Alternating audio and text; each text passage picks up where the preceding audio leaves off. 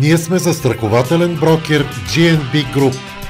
Ние сме Георги Барбудов и Милена Брацова с 25 години опит в животозастрахователния бизнес в България.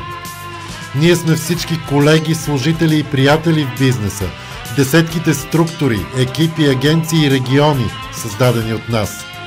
Имаме принос от над 100 милиона лева за тези 25 години, за две от най-големите животозастрахователни компании в България и за нашия собствен брокерски бизнес.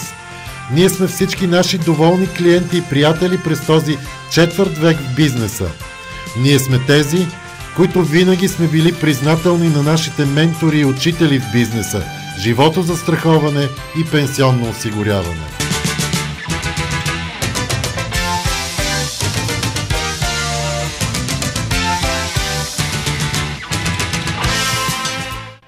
Господин Никос Даскалакис, вице-президент агенции животозастраховане в AIG Life, Алико и MetLife, на когото днес честваме 20 годишен принос в развитието на животозастраховането в България.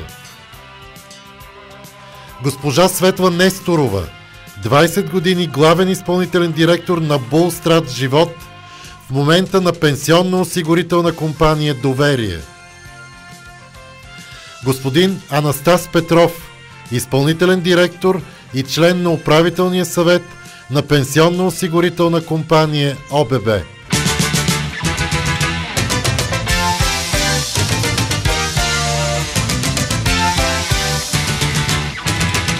Ние сме тези, които ви приветстваме с добре дошли на нашата първа годишна бизнес конференция на мениджъри в животозастраховането и пенсионното осигуряване.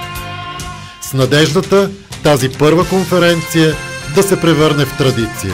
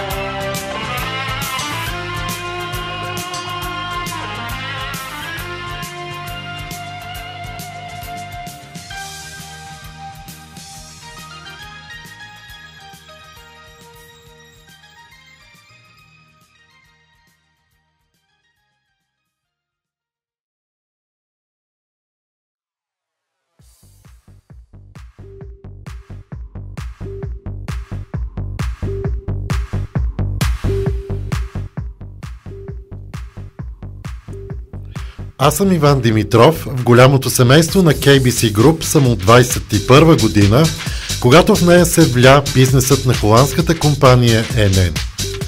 Работя в сферата на животозастраховането и пенсионното осигуряване от 2010 година, когато като на шега на 1 април аз и още 3 колеги журналисти поставихме началото на нова агенция на NN в Монтана.